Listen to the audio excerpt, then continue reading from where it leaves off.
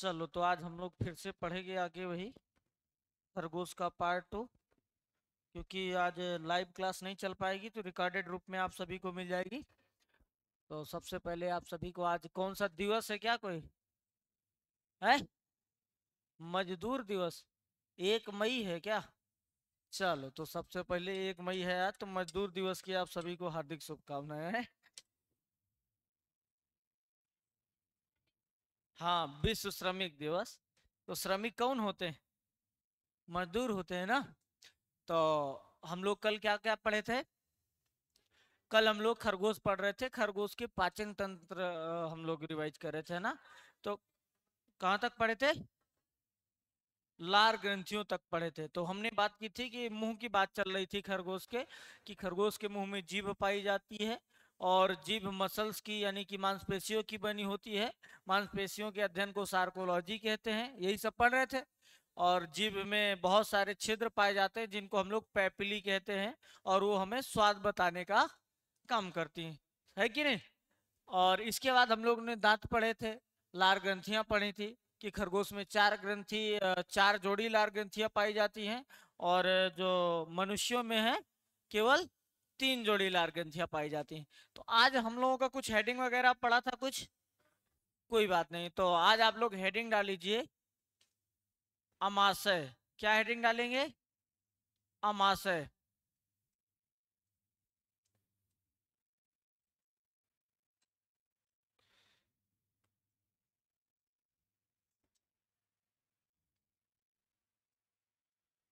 अमाशय। मुंह तो आप लोगों जो माउथ आपने पढ़ा, कोई दिक्कत तो नहीं है किसी को? अमाशय को इंग्लिश में कहते हैं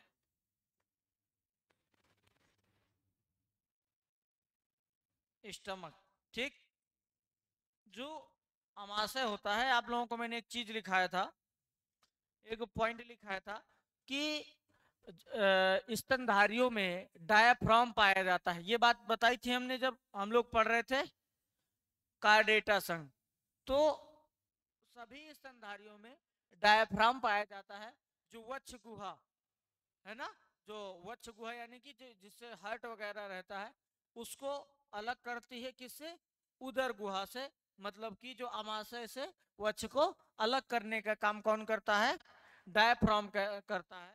तो स्तनधारियों के जितने भी स्तनधारी हैं उसमें डायफ्राम के नीचे एक थैलीनुमा संरचना पाई जाती है, जिसको हम लोग क्या कहते हैं? अमाशय कहते हैं। दूसरी चीज, अमाशय का जो मुख्य कार्य होता है, अमाशय का मुख्य कार्य क्या होता है? भोजन को स्टोर करना, संग्रहित करना, या भोजन को अपने अंदर समाहित रखना। और एक चीज कि जो भोजन होता है वो अमाशय में लगभग 4 से 5 घंटे रहता है। आप लोग चाहे जितना खाना खा लो दबा के, ठीक है, चाहे जहां फ्री में पा जाओ चाहे पैसा देके, अगर आपने खा लिया तो लगभग 4-5 घंटे बाद आपको भूख लग जाएगी, है कि नहीं? इसके बाद अमाशय में एक अम्ल पाया जाता है, हाइड्रोक्लोरिक अम्ल पाया जाता है, जो क्या करता है? जीवाणुओं को मारने का काम करता है। पहले तो हमारे लार में टाइलिन या लाइसोजाइम में कुछ जीवाणु मर जाते हैं। जो जीवाणु अचानक से भोजन के साथ अंदर चले जाते हैं तो उनका खात्मा कौन कर देता है? हाइड्रोक्लोरिक अम्ल कर देता है। HCl पाया जाता है, किसमें पाया जाता है? अमाशय में पाया जाता है। एक बात ये हो गई। अब अमाशय में 3 भाग होते हैं। अमाशय के कितने भाग होते हैं? अमाशय के 3 भाग होते हैं। अभी आपको लिखना नहीं है, केवल देखते जाना है। तो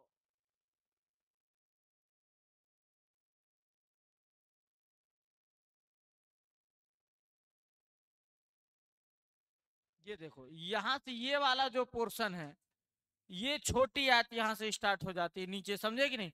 तो अमाशय में ये जो 3 भाग होते हैं, एक भाग तो ये वाला पोर्शन होता है, जिसको हम लोग कहते हैं कार्डियक कहते हैं। क्या कहते हैं? कार्डियक कहते हैं।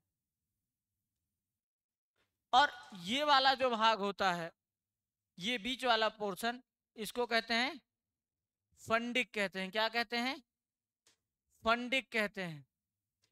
और ये वाला जो पोर्शन होता है, इसको कहते हैं हम लोग पाइलोरिक कहते हैं। तो सबसे पहली बात, अमाशय क्या है? थैलीनुमा संरचना जो डायाफ्राम के नीचे स्थित होती है। दूसरी बात, अमाशय भोजन को संग्रहित करने का काम करती है, भोजन को स्टोर करने का काम करती है। आपने जो भी खाना खाया वो सबसे पहले लगभग 4 से 5 घंटे तक अमाशय में यानी कि पेट में ये भोजन संचित रहेगा। इसी को हम लोग जठर ग्रंथि भी बोल देते हैं, समझे कि नहीं?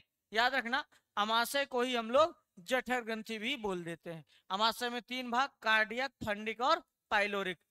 कार्डियल कार्डियक जो अमाशय का कार्डियक भाग होता है वो ग्रास नली में खुलता है। किसमें खुलता है भैया? ये जो लंबा लंबा है ना, ये गले वाला पोर्शन है, समझे कि नहीं? ये गले वाला पोर्शन है, तो ये क्या कहलाता है? ग्रास नली कहलाता है।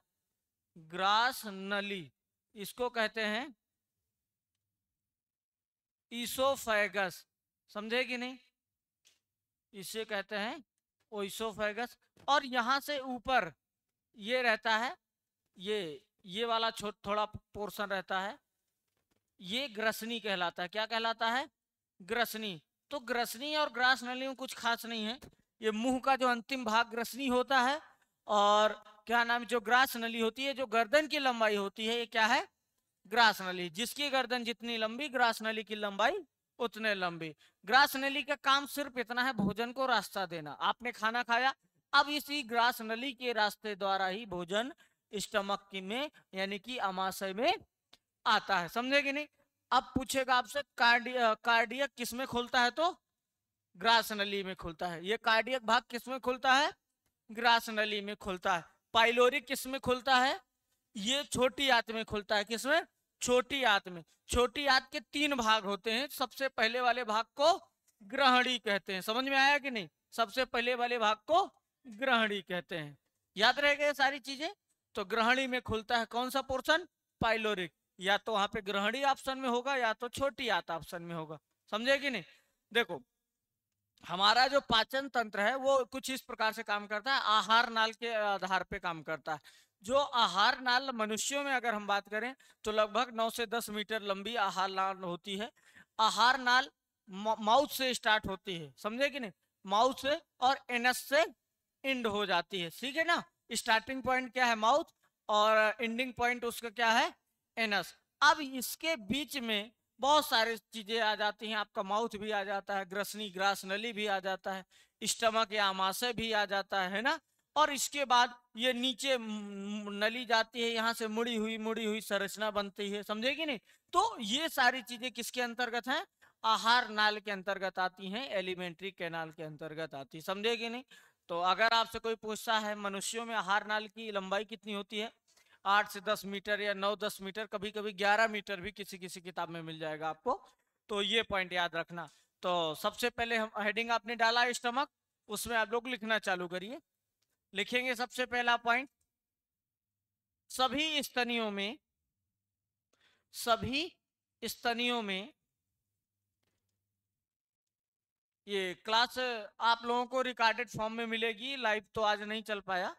तो जितने भी बच्चे रह जा रहे हैं तो वो अपना रिकॉर्डेड फॉर्म में देख लेंगे, लेकिन आपको नोट्स जरूर बनाना है। और मैं कोशिश यही रखूंगा कि कोई ऐसी चीज ना हो जिसमें आपको कोई क्वेश्चन पूछना पड़े, तो टेंशन ना लेना आप लोग। हो गया हमारा? क्या लिखा? सभी स्तनियों में डायाफ्राम के नीचे, डायाफ्राम लिख लेंगे ना, डायाफ्राम के नीचे थैलीनुमा संरचना पाई जाती है। थैलीनुमा संरचना पाई जाती है जिसे अमाशय कहते हैं। जिसे क्या कहते हैं? अमाशय। अमाशय के आगे स्लैश लगा के आप लोग लिख देना, स्लैश ऐसे लगा देना, देखो ऐसे लगा के स्लैश लगा के लिख देना, जठर ग्रंथि। क्या कहते हैं? जठर ग्रंथि, जिसे अमाशय या जठर ग्रंथि कहते हैं, ठीक है ना? लिखो, अमाशय का मुख्य कार्य, ऐसे लिखो, अमाशय का मुख्य कार्य भोजन को संचित करना होता है। अमाशय का मुख्य कार्य भोजन को संचित करना होता है। क्या करना होता है? संचित करना होता है, भोजन को स्टोर करना होता है, भोजन को स्टोर करना होता है। हाँ सर।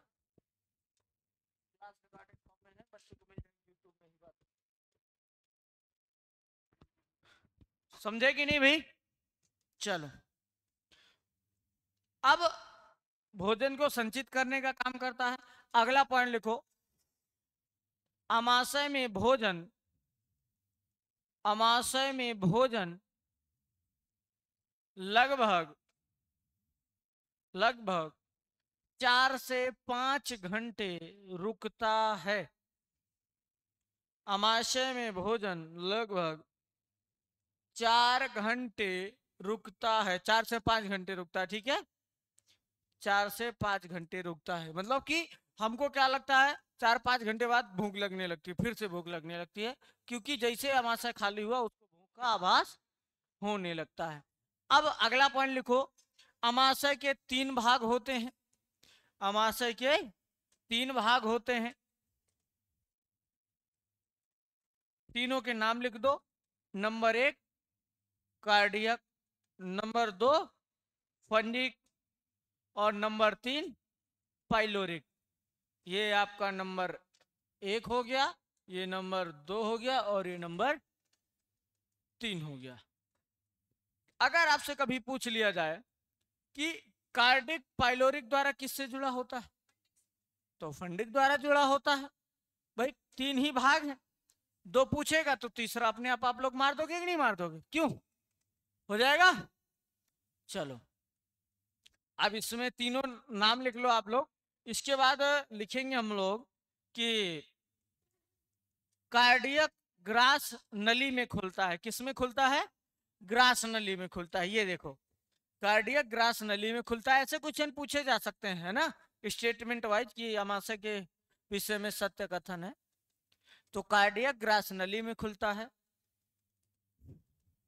तथा पाइलोरिक, तथा पाइलोरिक छोटी आंत की ग्रहणी में खुलता है। आप लोग थोड़ी देर बाद ग्रहणी समझ जाओगे क्या होता है। छोटी आंत की ग्रहणी में खुलता है। ग्रहणी को हम लोग इंग्लिश में कहते हैं ड्यूडिनम। क्या बोलते हैं भैया? ड्यूडिनम बोलते हैं।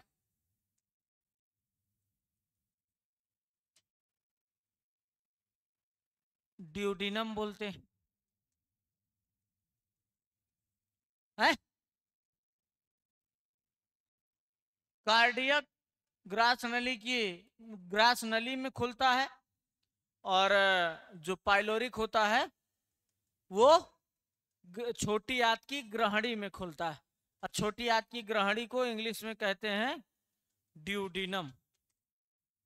ग्रहणी, ये जो छोटी आंत होती है ना, वो भी 3 भागों में डिवाइड होती है, वो भी 3 भागों में बटी होती है। समझ में आ रहा है ये सारी चीजें? अब लिखो,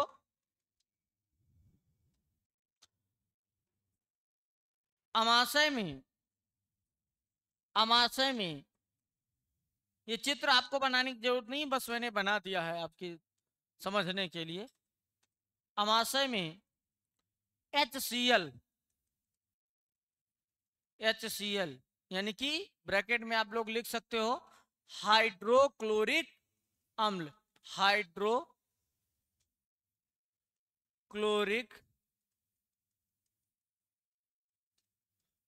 अम्ल पाया जाता है, पाया जाता है, जो जो जीवाणुओं को, जो जीवाणुओं को नष्ट करता है, जो जीवाणुओं को नष्ट करता है। बात समझ में आ रही है कि नहीं? जो जीवाणुओं को नष्ट करता है। तो कभी कभी क्या होता है, वैसे हमें खाना खाने के बाद पानी नहीं पीना चाहिए, क्योंकि भोजन पचने के लिए सही पीएच मान होना चाहिए, लगभग 1.5 से 3.5 या 3 के बीच में। लेकिन जब हम पानी पी लेते हैं तो पानी का पीएच 7 होता है, उदासीन होता है, और वो जब पेट में जाता है तो पीएच गड़बड़ कर देता है। तो कभी कभी पेट खराब होने के कारण ये भी हो सकता है। उसका रीजन ये है, जब पीएच मान ज्यादा हो जाएगा, मतलब कि अच्छे से नहीं रहेगा, तो क्या होगा, वहां पे जीवाणु वगैरह जो भी होंगे आपके, वो वहां पे विकसित हो जाएंगे, वो नहीं मरेंगे और हमें पेट की समस्या या और विभिन्न सारे रोगों की दिक्कत आ सकती है। तो इसीलिए तुरंत पानी कभी नहीं खाना खाने के बाद पीना चाहिए। है आधा घंटा, कम से कम आपको आधा घंटा 1 घंटा देना है मिनिमम। इतने में तो जीवाणुओं का काम हो जाता है, समझे कि नहीं। अगला पॉइंट लिखो, 4 से 5 घंटे रुकता है, ये हो गया, ठीक है, वेरी गुड। इसके बाद हाँ, अमाशय में लिखो, अमाशयी रस, अमाशयी रस या जठर रस, जठर रस का पीएच कितना होता है? तो 1.5 से 3.5, 1.5 से 3.5। ये क्वेश्चन पिछली बार ही पूछा गया था 2024 में, और बच्चों ने गलत कर दिया था। अगर हमने बताया है अमाशय या जठर रस का पीएच 1.5 से 3.5, अगर उसने केवल पूछ लिया कि क्या नाम है अमाशय का पीएच कितना होता है, तब भी यही होगा। मतलब अमाशय के अंदर कुछ तरल पदार्थ स्रावित होता है, जैसे हाइड्रोक्लोरिक अम्ल, तो हाइड्रोक्लोरिक अम्ल का भी पीएच यही होगा, समझे कि नहीं। वैसे तो इसका होता है 1.8 से 2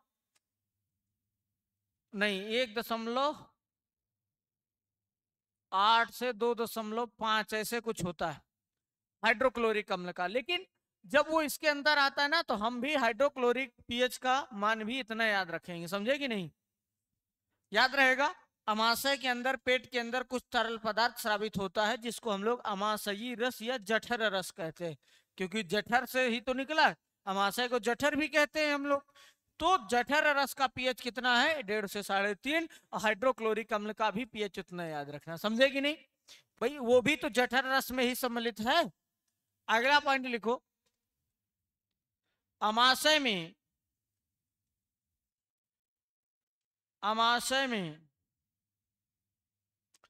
लाइपेज, लाइपेज, पेप्सिन, पेप्सिन तथा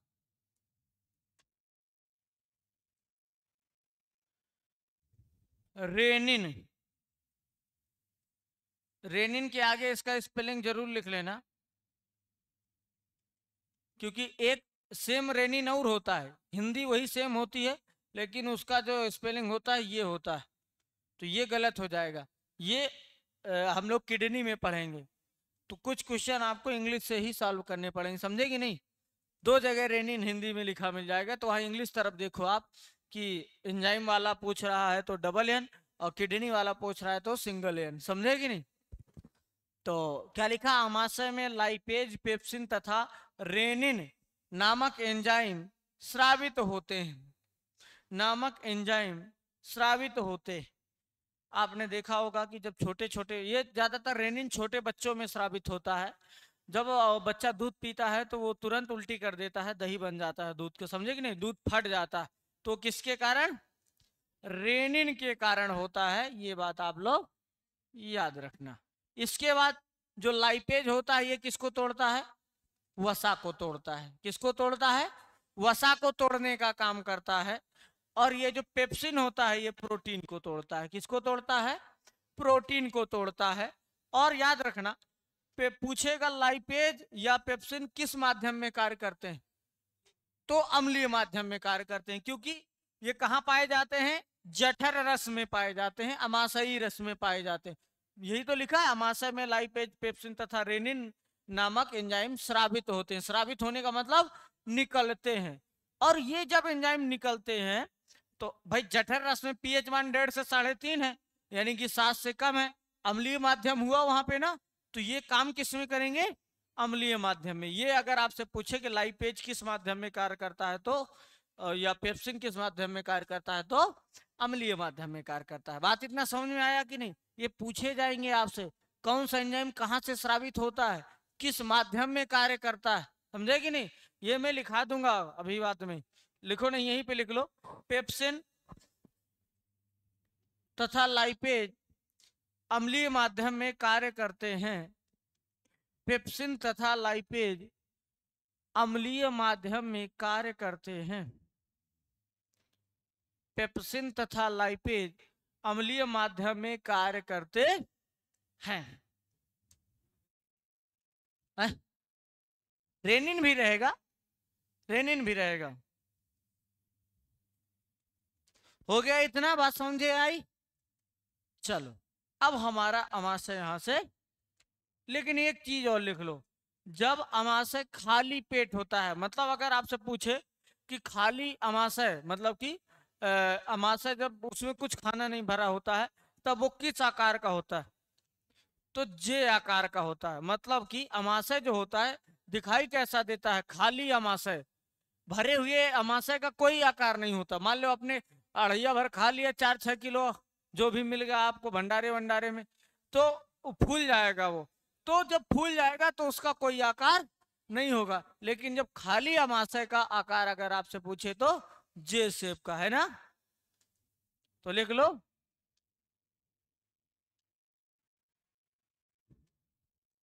लिखेंगे खाली अमाशय,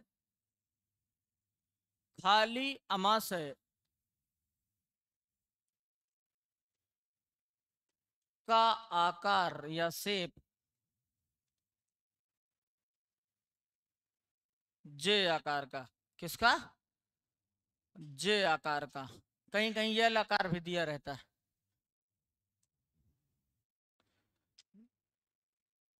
भरे अमाशय, भरे को और क्या कह सकते हैं?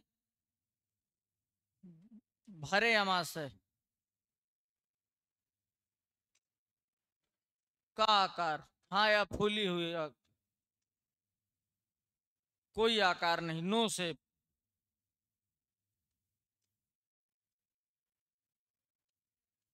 कोई आकार नहीं। भरे का मतलब तुमने खा लिया 4-6 किलो, फल गया, फूल हो गया अमाशय तुम्हारा, तो उसका कोई आकार नहीं। समझे कि नहीं? यहां से इतने क्वेश्चन आएंगे, इसमें आपको कोई डाउट रहेगा? क्यों भाई? आपसे पूछेगा कि लाइपेज कहां से निकलता है, तो जठर से। पेप्सिन कहां से स्रावित होता है, तो जठर से या अमाशय से। रेनिन बच्चों के पेट में यानी अमाशय से। समझे कि नहीं? ये किस माध्यम में कार्य करते हैं? अम्लीय माध्यम में कार्य करते हैं। वो तो दो तो हमेशा सब में पाए जाएंगे ना। वो रेनिन बचपन में ही पाया जाता है, केवल इस अवस्था में उतना ज्यादा मात्रा में एक्टिव नहीं रहता। हाँ, ये दूध, अरे ये कहने का मतलब है मेरे, जब बच्चे दूध नहीं पी जाते हैं तो सीधा जब तुरंत उल्टी कर देते हैं कुछ समय बाद, और वो जमा जमा दही निकलता है, फटा फटा, है ना? ऐसा लगता है जैसे इसे दही पिलाया गया रहा हो, लेकिन पिया है उसने, दूध निकाल दिया, दही खटाक से ट्रांसफर मार दिया है। चल, इसके बाद अगर हम बात करें तो ग्रसनी ग्रास नली में तो कुछ नहीं लिखना है। ग्रास नली केवल भोजन को रास्ता प्रदान करती है। ये लिखना हो तो ये पॉइंट लिख सकते हो कहीं भी, ग्रास नली भोजन को रास्ता प्रदान करती है।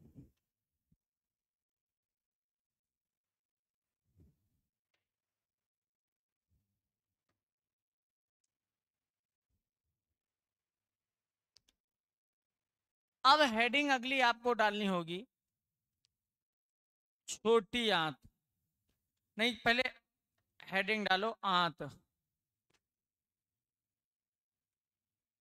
पहले हेडिंग डालो आंत।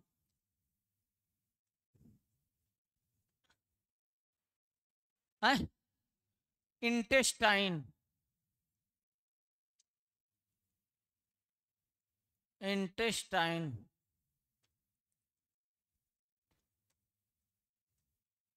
आंत। तो जो मनुष्यों में जो छोटी आंत होती है लगभग 20 से 22 फीट होती है, और जो बड़ी आंत होती है 10 से 12 फीट होती है। लेकिन खरगोश का जो आंत होता है वो लगभग 3 मीटर लंबा होता है। जो छोटी आंत होती है 1.8 मीटर लंबी, बड़ी आंत होती है 2 मीटर लंबी। तो हमें दोनों के याद रखने पड़ेंगे और दोनों के कार्य याद रखने पड़ेंगे, समझे कि नहीं। तो पहले कुछ जनरल पॉइंट इसका लिख लेते हैं। लिखोगे खरगोश की आंत, खरगोश की आंत 3 मीटर लंबी होती है, 3 मीटर लंबी होती है। एक चीज याद रखना, आंत हमेशा दो भागों में बटी होती है, एक छोटी आंत और एक बड़ी आंत। लेकिन छोटी आंत हमेशा बड़ी होती है लंबाई में, छोटी कहते हैं उसको, लेकिन छोटी आंत लंबाई में बड़ी आंत से बड़ी होती है। समझ में आ रहा है कि नहीं आ रहा है? मतलब कि बड़ी आंत कह देते हैं उसको जबरदस्ती। बड़ी आंत लंबाई अगर 1 मीटर होगी तो छोटी मीटर की 2 मीटर होगी, मतलब इतना अंतर रहता है ना। तो याद रखना। तो क्या लिखा, खरगोश की आंत 3 मीटर लंबी होती है, जिसमें छोटी आंत, जिसमें छोटी आंत 1.8 मीटर तथा बड़ी आंत, बड़ी आंत 1.2 मीटर लंबी होती है, लंबी होती है। अब तो समझ में आ जाएगा कि खरगोश की बड़ी आंत छोटी आंत से छोटी होती है। ये रटना नहीं है, ये ना लिखना है, ये केवल समझ लेना है। ये लंबाई जैसे मैंने लिख दिया है, यहीं से आपको समझ में आ जाएगा। आएगा कि नहीं बोलो? अच्छा, सो तो नहीं रहे हो आधे लोग आप लोग? क्यों, नींद आ रही? ठंडा ठंडा वाटर कूलर लगा, जाके मुंह धुलाओ। पंखा बंद कर देंगे नींद नहीं आएगी? बंद कर दो, हमें क्या। चलो अगला पॉइंट क्या होगा आपका, अगला पॉइंट लिखो। अब छोट खरगोश का तो मैंने लिखवा ही दिया है, लेकिन अब हम जनरली बात करेंगे मानव की। क्या करेंगे? मानव की बात करेंगे। और खरगोश की मैंने दोनों हाथ की लंबाई लिखवा दिया है, बाकी सब सेम रहेगा, बाकी सब सेम रहेगा। छोटी हाथ के जो लक्षण होंगे खरगोश के मानव के सब सेम रहेंगे, बड़ी हाथ के सब सेम रहेंगे। एक दो अंतर रहेंगे तो मैं अलग से लिखवा दूंगा, समझे कि नहीं। अब जो बात कर रहे हैं हम केवल मानव में कर रहे हैं और खरगोश का भी कर रहे हैं, लेकिन लंबाई मानव में रहेगी। अब अगला लिखो, हेडिंग डालो, छोटी आंत। क्या डालोगे? छोटी आंत, छोटी आंत।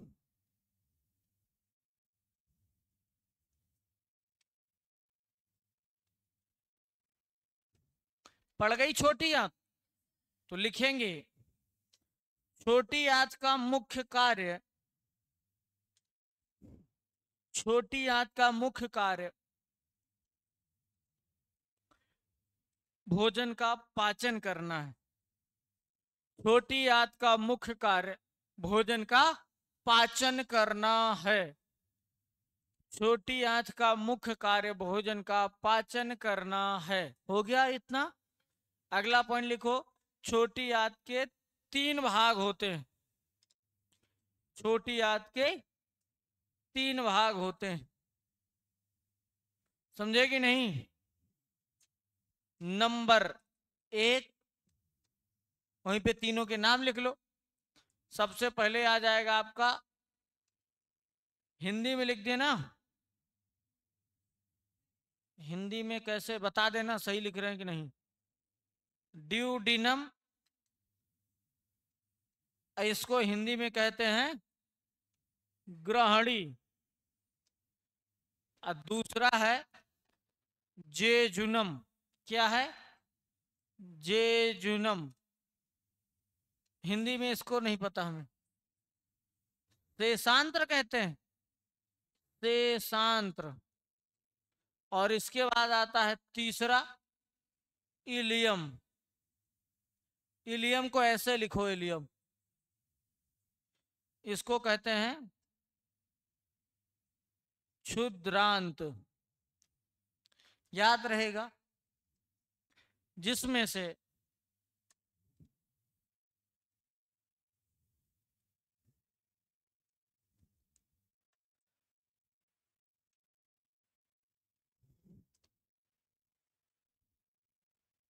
अगर बात करें अगर कोई आपसे कि छोटी आंत में सबसे ज्यादा भोजन का पाचन कहाँ होता है बेटा, तो ये होता है क्षुद्रांत में यानी इलियम में। याद रहेगा इलियम। इलियम स्पेलिंग क्यों लिखा दिया हूं, क्योंकि एक इलियम होता है ILIUM, ये बैकबोन है। एक कमर की हड्डी में इलियम, इशियम और प्यूबिस, ये तीन हड्डी छोटी छोटी मिलकर बैकबोन बनाती हैं, आपका हिप वाला हड्डी बनाती है। तो जब हम लोग पढ़ेंगे कंकाल तंत्र, थोड़ा बहुत पढ़ेंगे उसको भी, तो उसमें मैं पढ़ाऊंगा। तो यहाँ पे आपको इलियम की स्पेलिंग याद करनी पड़ेगी, समझे कि नहीं। इसमें ILEUM है और इसमें ILIUM है ना। तो ये अलग है और ये अलग है, ठीक है ना। तो यहाँ पे थोड़ा सा याद रखना। तो सबसे ज्यादा लंबी होती है छोटी आंत में, सबसे ज्यादा लंबा भाग कौन है, इलियम होता है। ये छोटी आंत लिखो, छोटी आंत की लंबाई 20 से 22 फुट, 20 से 22 फीट, 20 से 22 फीट, 20 से 22 फीट, याद रहेगा 20 से 22 फीट। अगला पॉइंट लिखो, इलियम, इलियम की लंबाई 10 से 12 फीट, इलियम की लंबाई 10 से 12 फीट, इलियम की लंबाई 10 से 12 फीट। मतलब कि छोटी आंत में सबसे बड़ा भाग इलियम होता है। और जहां ज्यादा बड़ा भाग होगा, ज्यादा लंबा भाग होगा, सबसे लंबा भाग इलियम है, तो वहां भोजन ज्यादा देर रुकेगा।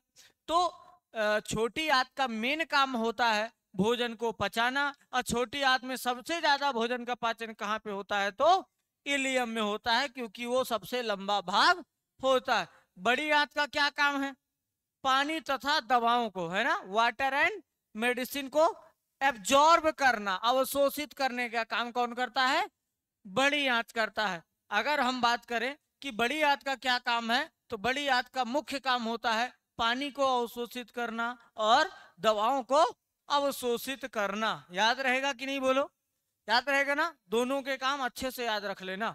तो क्या लिखा आपने, भोजन का लिख लिया ना, ये इसकी लंबाई, इलियम छोटी आंत में सबसे लंबा भाग है, ये भी लिख लो, इलियम छोटी आंत में सबसे लंबा भाग है, इलियम छोटी आंत में सबसे लंबा भाग है, इलियम छोटी आंत में सबसे लंबा भाग है।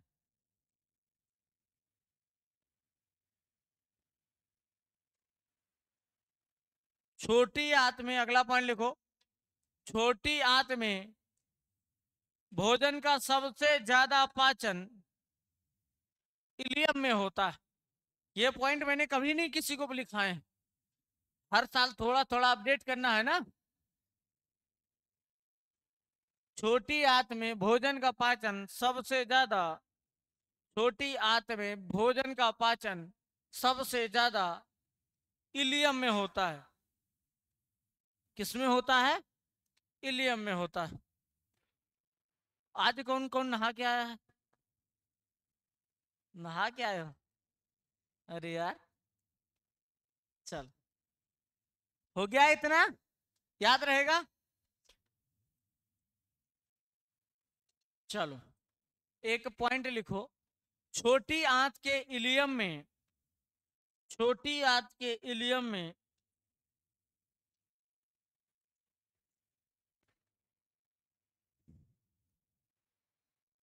विलाई पाए जाते हैं, विलाई पाए जाते हैं। विलाई यानी रसांकुर, क्या होते हैं, रसांकुर। आपको मैं हमेशा कहता हूं, जो गाय भैंस जब जुगाली करती हैं, पगुराती हैं वो, तो आप उसके मुंह खोल के उसका देखिए, बगल में रोए रोए निकले होते हैं, वही तो है बिलाई। वो होते नहीं है, लेकिन आंत में वैसे ही स्ट्रक्चर बनी मिलती है आपको, है ना, विलाई। अगला पॉइंट लिखो, इंपॉर्टेंट है ये पॉइंट, इलियम में, इलियम में विपर्स तथा विपर्स तथा पियर्स ग्रंथियां ग्रंथियां पाई जाती हैं, पाई जाती हैं। ये बात समझ में आई? ये ग्रंथियां कहां पाई जाती हैं? इलियम में। तो क्वेश्चन केवल ये भी बन सकता है कि विपर्स तथा पियर्स ग्रंथियां कहां पाई जाती हैं। तो कहां पाई जाती हैं? छोटी आंत के इलियम में पाई जाती हैं। अगला पॉइंट है विपर्स ग्रंथियों का कार्य। विपर्स ग्रंथियों का कार्य तो क्या है भैया, बताओ कोई? हाँ, भोजन का पाचन करना। और अगला है पियर्स ग्रंथियों का कार्य। पियर्स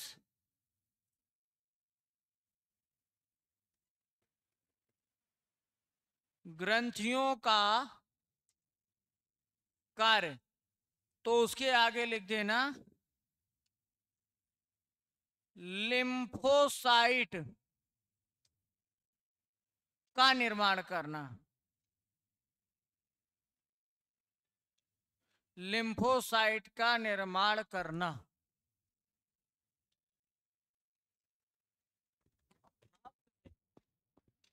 गुड मॉर्निंग, बताओ। अरे यार, इनका थोड़ा सा नेट खराब हो गया है, नेट खत्म हो गया, तो इसलिए क्लास को मैं रिकॉर्डेड फॉर्म में बना दे रहा हूँ, तो अभी यूट्यूब में पड़ जाएगी आधा एक घंटे बाद। ठीक है, ठीक है, समझे कि नहीं? अब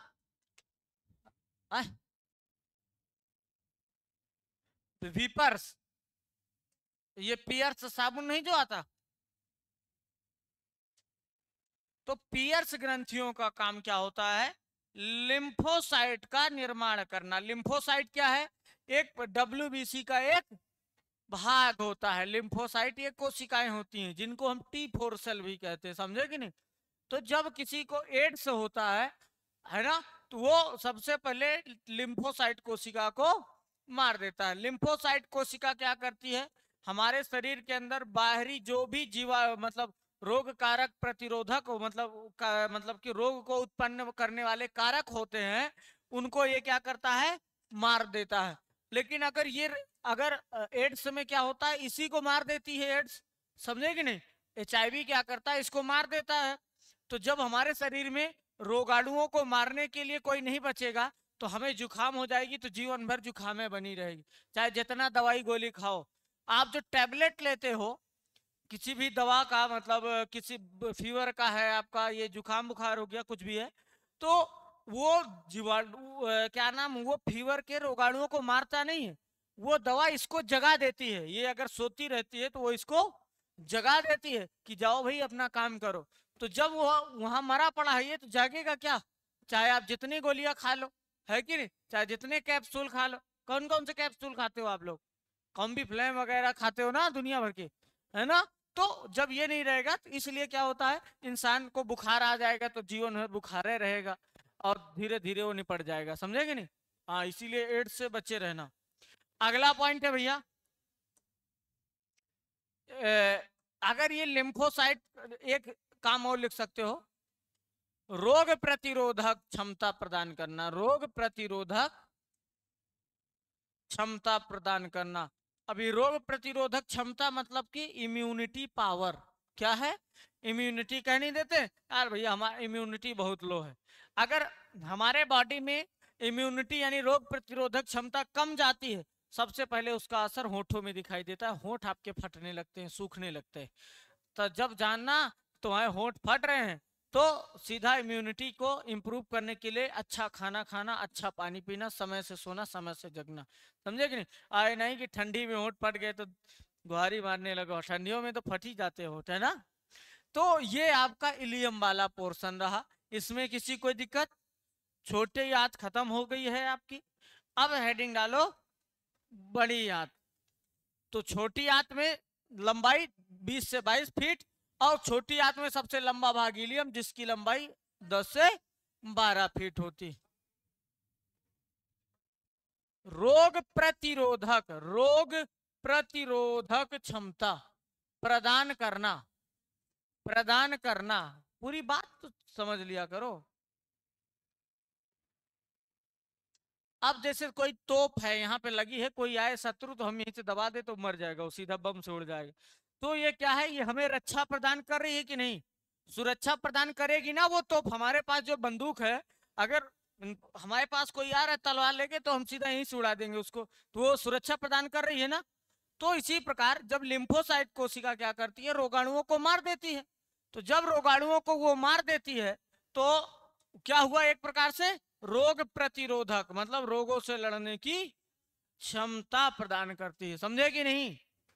आप लोग नशयाए बैठे हो सबसे ज्यादा, जाओ मुंह धुल आओ एक दो लोग जो भी सो रहे। अगला पॉइंट है आपका, डालो बड़ी आंत।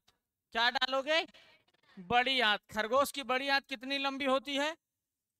1.2 मीटर। तो वो तो आप लिख ही चुके हैं, लेकिन अब हम क्या लिखेंगे?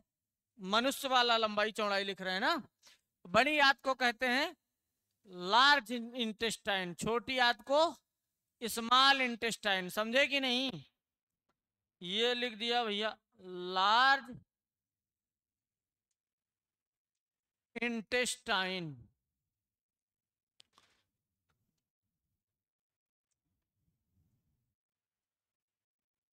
अब लिखो, लार्ज इंटेस्टाइन में लिखो भाई, लिखेंगे बड़ी आंत का मुख्य कार्य, बड़ी आंत का मुख्य कार्य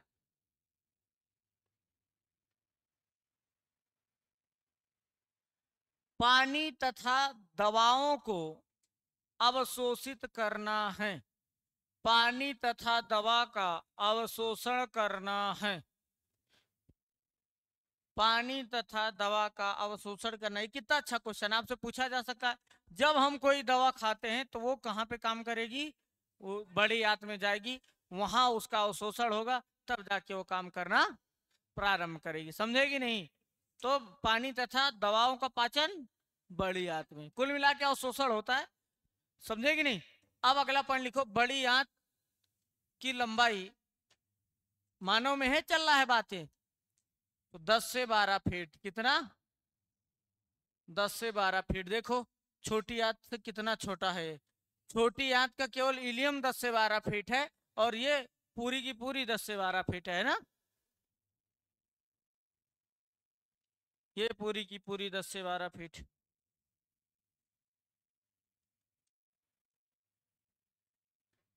क्या हुआ?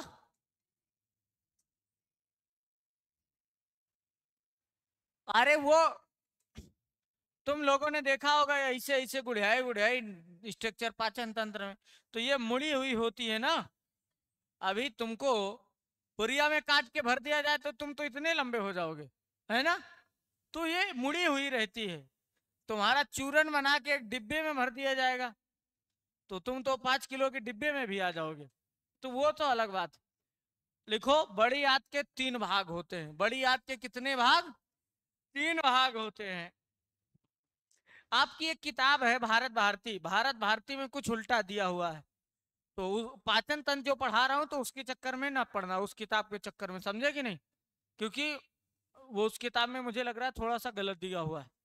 और वहीं ज्ञान पब्लिकेशन में, क्योंकि छोटी आंत का जो है, ये गलत यहाँ दिया है कि मैंने बड़े छोटी आंत में 3 भाग लिखा है, ड्यूडिनम, जेजुनम और इलियम, लेकिन उसमें लिखा हुआ है ड्यूडिनम, इलियम और सीकम। जेजुनम नहीं है, सीकम को तीसरा भाग बता दिया है। समझे कि नहीं? और बड़ी आंत में केवल 2 भाग ही बताए हैं उसने। नहीं, लेकिन तुम्हारी उस किताब में नहीं 3 भाग बताया। ज्ञान भाग में है, लेकिन इसमें भारत भारती में नहीं है, देख लेना चाहे तो। इसीलिए आप लोग उसके चक्कर में ना पढ़ना, जो मैं लिखा रहा हूँ वही पढ़ लेना, ठीक है? ओके। अगला पॉइंट, हाँ, बड़ी आंत 3 भागों में बटी होती है। Number 1, caecum.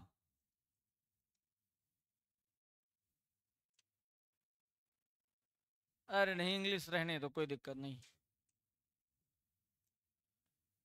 कोलन,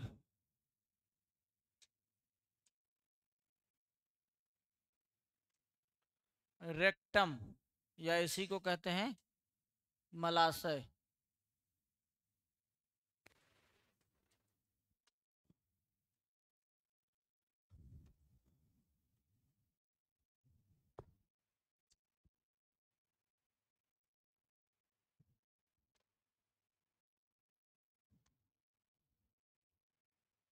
हो गया।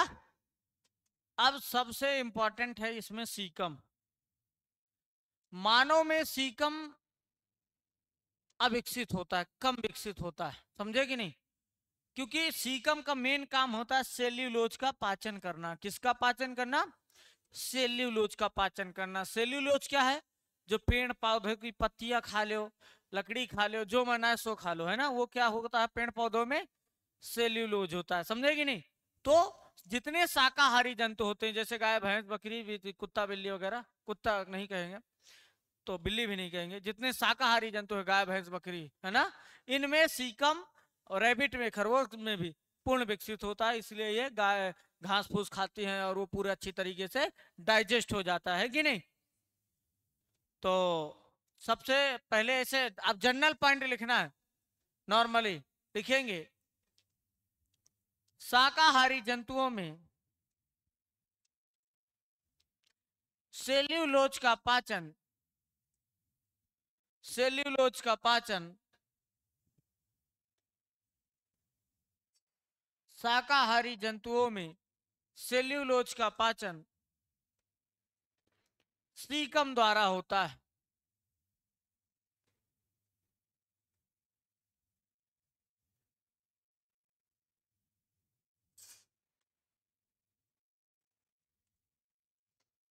खरगोश भी शाकाहारी। अगला पॉइंट लिखेंगे, ये हो गया शाकाहारी जंतुओं में सेल्यूलोज का पाचन सीकम द्वारा होता है। हो गया।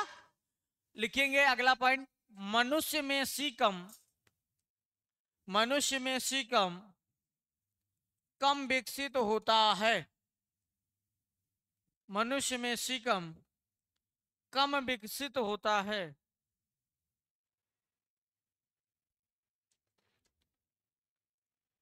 इसलिए मानव, इसलिए मानव सीकम का वो, इसलिए मानव सेल्यूलोज का पाचन नहीं कर पाता, सेल्यूलोज का पाचन नहीं कर पाता। बात समझ में आई है कि नहीं?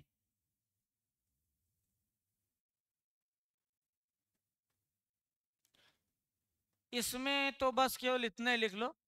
देखो रेक्टम या मलाशय है, ये इसमें क्या होगा, जो भी वेस्ट मटेरियल होगा ये धीरे धीरे इकट्ठा होता रहेगा, जब ये फुल हो जाएगा तो इसको निकाल दिया जाता है। ये जो कॉलन है, ये सीकम का बड़ी आंत का सबसे चौड़ा कुंडलित भाग होता है, सबसे चौड़ा होता है कोलन, है ना? तो ये लिख सकते हो, कोलन बड़ी आंत का, लिखो कोलन बड़ी आंत का सबसे चौड़ा तथा कुंडलित भाग होता है। कोलन बड़ी आंत का सबसे चौड़ा तथा कुंडलित भाग होता है, सबसे चौड़ा तथा कुंडलित भाग होता है। आप लोग रात में सोते कम है क्या? अगर आप लोग 12 बजे भी सोएंगे और 6 बजे जग जाएंगे तो नींद आपकी पर्याप्त मात्रा में हो जाएगी। 6 घंटा तो पर्याप्त होता है। अरे 8 घंटे सोते हो तब भी आप लोग 7 बजे जग के भी आ सकते हो, लेकिन नाश्ता जरूर करके आया करो सुबह सुबह, इतना याद रखो। नाश्ता नहीं करोगे तो आप यूपी कैडेट नहीं क्रैश कर पाओगे। उसका रीजन ये है कि आज नहीं तो कल, आज का बैड इफेक्ट कल पड़ेगा, परसों पड़ेगा, 2-4 दिन बाद क्या होगा, आपको धीरे धीरे वीकनेस आने लगेगी। क्योंकि आप यहाँ बैठ के दिमाग खर्चा कर रहे हैं, और रूम पे जब सो जाते हैं तो वहां ज्यादा दिक्कत नहीं आती। जो लोग 9-10 बजे जगते ही हैं तो वो नाश्ता कहाँ से कर पाएंगे? तो वहां पे इसलिए क्योंकि उनका बॉडी रेस्ट कर रहा है, कोई दिक्कत नहीं। अभी तुम लोग चल के आए हो, बोल रहे हो, है ना, कितनी ज्यादा एक्टिविटी कर रहे हो। ये बात हो गया। अब जो रेक्टम होता है, चलो खैर इसमें इतने लिखो। अब हम लोग बात करेंगे, एक हेडिंग डालो, पाचन तंत्र के अंतर्गत ही है वो हेडिंग। मैं आपको सिस्टमेटिक तरीके से कम और पॉइंट वाइज ज्यादा लिखा रहा हूं, समझे कि नहीं। अब जो लीवर यकृत होता है वो भी पाचन तंत्र में भाग लेता है, और जो यकृत होता है वो छोटी आंत के ग्रहणी में स्थित होता है। कहाँ पे? छोटी आंत के ग्रहणी में, अमाशय के पास। अभी मैं चित्र भी बना दूंगा। तो हेडिंग डालो यकृत, हेडिंग डालो लीवर या यकृत। लीवर कहते हैं इंग्लिश में, यकृत कहते हैं हिंदी में, और इसी को जिगरा कहते हैं उर्दू में। अरे मेरे जिगर का टुकड़ा, तो वो दिल नहीं होता, जिगर है, ये होता है लीवर होता है, समझे कि नहीं। तो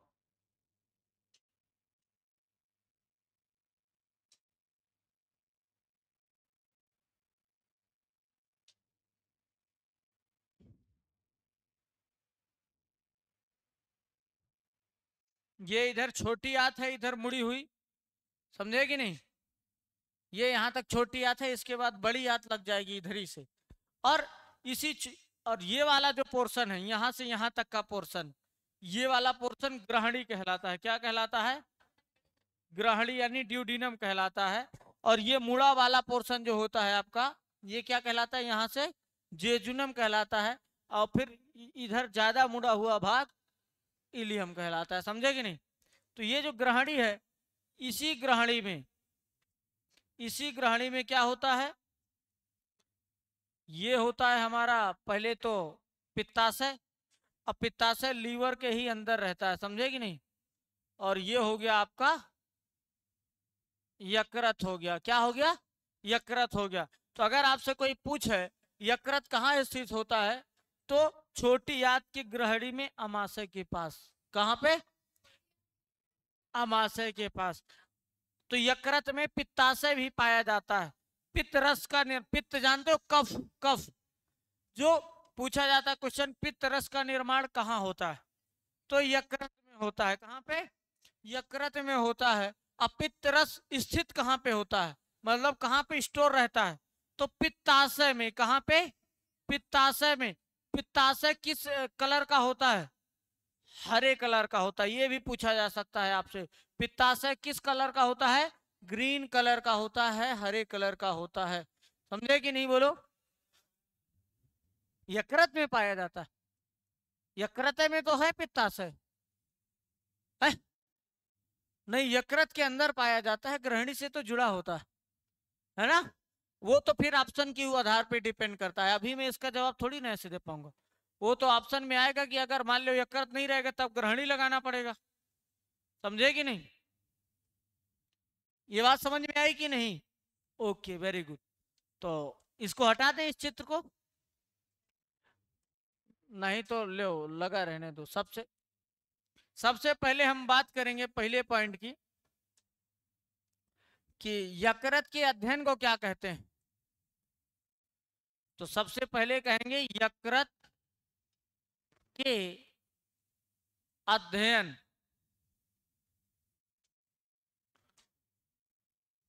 को कहते हैं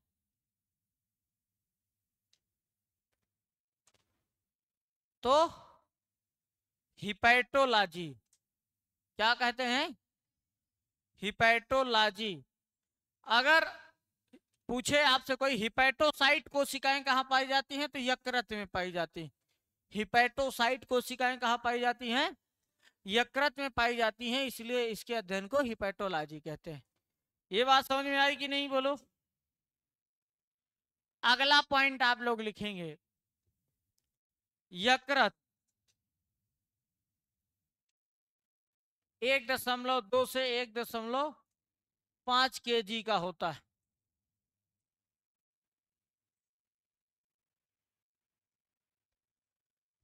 लगभग 1.5 किलो का होता है। कितना होता है? लगभग 1.5 किलो का होता है। 2023 में क्वेश्चन आया था, 2023 या 24 में, यूरिया का निर्माण कहाँ होता है, तो यकृत में होता है।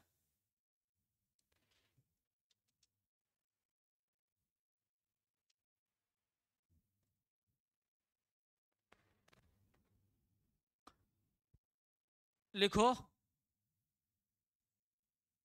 यूरिया तथा अमोनिया दोनों का, यूरिया तथा अमोनिया दोनों का निर्माण, इंपॉर्टेंट है, दोनों का निर्माण यकृत में होता है।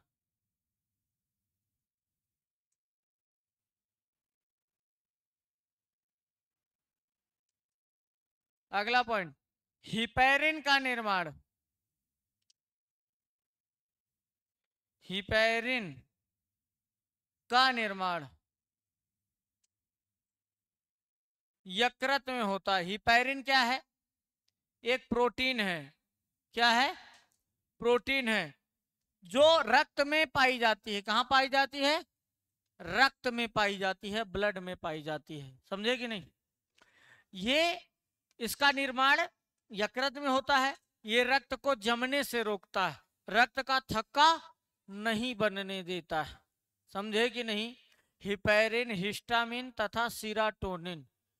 सीराटोनिन रक्त नलिकाओं को सिकोड़े रखता है, हिपैरिन रक्त को जमने से रोकता है, हिस्टामिन रक्त नलिकाओं को फैलाए रखता है। ये क्वेश्चन कई बार पूछा गया है ना? ये मास्ट कोशिकाओं में है, पढ़ाया था साल भर वालों को। इतना पॉइंट नोट हो गया। अगला पॉइंट लिखो, यकृत। लिखो यकृत, बहुत इंपॉर्टेंट है, बहुत इंपॉर्टेंट। यकृत शरीर की सबसे बड़ी ग्रंथि है। यकृत शरीर की सबसे बड़ी ग्रंथि है। बाह्य ग्रंथि अगर पूछ रहा है आपसे तो सबसे बड़ी बाह्य ग्रंथि कौन है? यकृत। मतलब ऑल टोटल, आंतरिक ग्रंथि बाह्य ग्रंथि दोनों में सबसे बड़ा कौन है? यकृत है, सबसे बड़ी ग्रंथि है। हो गया। अगला पॉइंट लिखो, यकृत, यकृत छोटी आंत के, छोटी आंत के, छोटी आंत के ग्रहणी में, ग्रहणी में अमाशय के पास पाया जाता है। छोटी आंत के ग्रहणी में अमाशय के पास पाया जाता है।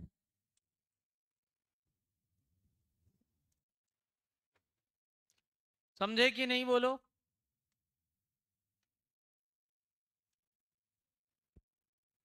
Very good.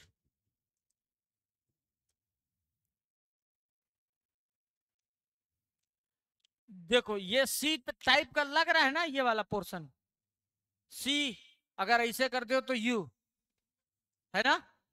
तो ग्रहणी पूछा जाता, जैसे जे शेप का खाली पेट होता है वैसे ही सी या यू आकार की ग्रहणी होती है। तो ये पॉइंट कहीं पे लिख दो, ग्रहणी सी अथवा यू आकार की होती है। दोनों में से कोई एक आ सकता है, क्योंकि सी को ऊपर की ओर करके रख दो तो यू बन जाएगा। ग्रहणी सी अथवा यू आकार की होती है। ग्रहणी सी अथवा यू आकार की होती है।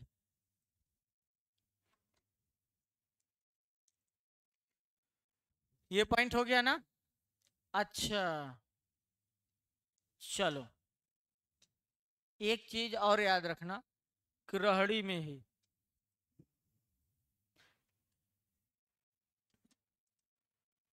ये है ना पिंक कलर, पिंक है ना, ये पिंक कलर कौन सा है इसमें? ये है क्या इसमें? ये पिंक है। ये तो ससुरा मुझे बड़ा डेंजर दिख रहा है। ग्रहणी में ही एक संरचना और पाई जाती है जिसको कहते हैं अग्नाशय। ग्रहणी में पिंक कलर की पत्ती जैसी संरचना पाई जाती है जिसको कहते हैं अग्नाशय, पैनक्रियाज। क्या कहते हैं? अग्नाशय या पैनक्रियाज। समझे कि नहीं? ये भी कहां पाई जाती है? ग्रहणी में पाई जाती है। और ये जो पैनक्रियाज होता है ये अग्नाशयी रस स्रावित करता है, मतलब इसके अंदर भी कुछ तरल पदार्थ पाया जाता है जो भोजन के पाचन में सहायता करता है। बात समझ में आई? अग्नाशय रस का जो पीएच मान होता है लगभग 7.3 से 8.5 होता है, समझे कि नहीं? तो लिखेंगे,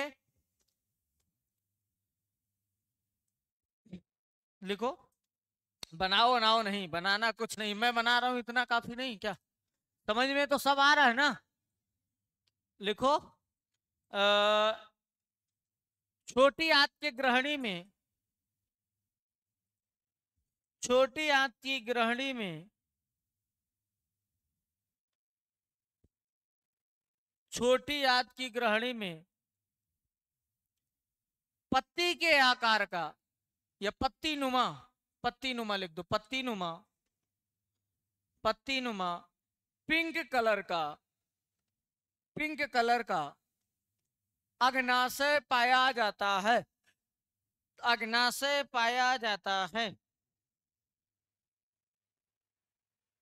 अग्नाशय, अग्नाशय लिख दिया भैया, ये लिख दिया मैंने अग्नाशय, अग्नाशय। इसको अंग्रेजी में कहते हैं पैनक्रियाज। क्या कहते हैं? पैनक्रियाज, PANCREAS, पैनक्रियाज, समझे कि नहीं? अब इससे कुछ तरल पदार्थ स्रावित होता है जो भोजन के पाचन में सहायता करता है, उसका पीएच मान 7.3 से 8.5 के बीच होता है ना? तो लिखो, अग्नाशयी रस का पीएच, अग्नाशयी रस, अग्नाशयी कैसे लिखोगे? बस इसमें अग्नाशय में ये जोड़ दो तो अग्नाशयी बन गया, ये एक डंडा लगा देना। अग्नाशयी रस का पीएच मान होता है, तो होता है 7.3 से 8 तक लिख लो या 8.5 तक लिख लो, ले 8.5 भी लिख दो, हो गया।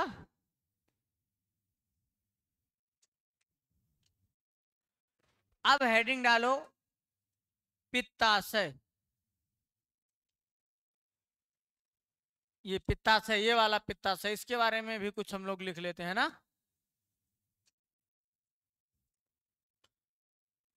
अब हेडिंग डालो पित्ताशय,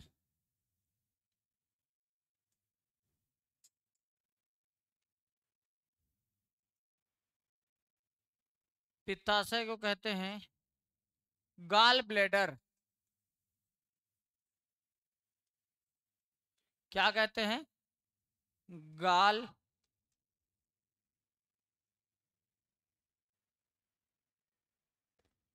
ब्लेडर, पित्ताशय को कहते हैं गाल ब्लेडर।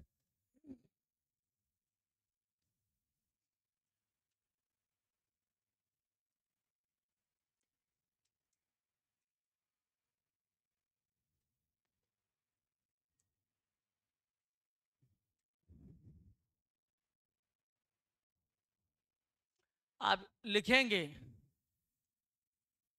पित्ताशय, पित्ताशय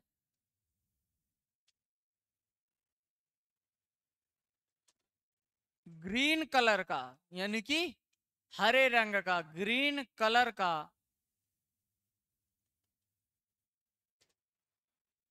संरचना है जो यकृत में, यकृत में पाया जाता है, जो यकृत में पाया जाता है। बात समझे कि नहीं? अगला पॉइंट लिखो, पित्ताशय में, पित्ताशय में पित्तरस, पित्तरस, पित्तरस को कहते हैं बाइल जूस। जूस की स्पेलिंग क्या है? JUICE। चलो, जो गलत होगा तो सही कर लेना। पित्त, पित्ताशय में पित्त रस का संचय होता है, यानी कि स्टोर होता है, संग्रहित होता है। पित्तरस कहाँ पे स्टोर होता है? तो पित्ताशय में। पित्तरस का अगला पॉइंट लिख लेना, पित्तरस का निर्माण यकृत में होता है। ये क्वेश्चन पूछा गया था एक बार। पित्तरस का निर्माण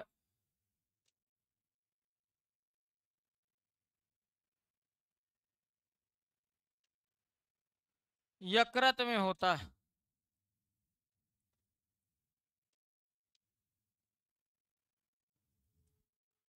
अगला पॉइंट, पित्तरस का पीएच, पित्तरस का पीएच 7.7 होता है। समझे कि नहीं भैया? पित्तरस का पीएच 7.7 होता है।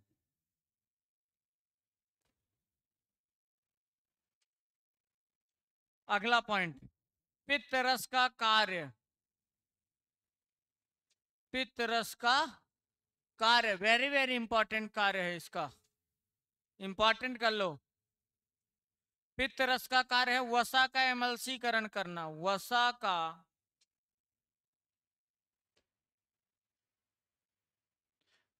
एमल्सीकरण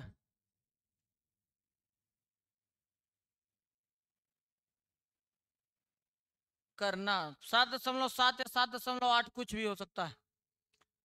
वसा का एमल्सीकरण करना। अब बात ये आती है कि वसा का एमल्सीकरण है क्या? जो वसा की बड़ी बड़ी गोलिकाएं होती हैं उनको क्या करता है पित्तरस? छोटी छोटी गोलिकाओं के रूप में तोड़ देता है, और इस क्रिया को क्या कहते हैं? एमल्सीकरण, है ना? तो ये पॉइंट अगर लिखना चाहो तो एमल्सीकरण की एक हेडिंग डालो, उसमें लिख सकते हो कि एमल्सीकरण क्या है? वसा की बड़ी बड़ी गोलिकाओं को छोटी गोलिकाओं में बदलना एमल्सीकरण कहलाता है। लिखो एमल्सीकरण, इसमें लिख लो वसा की बड़ी गोलिकाओं को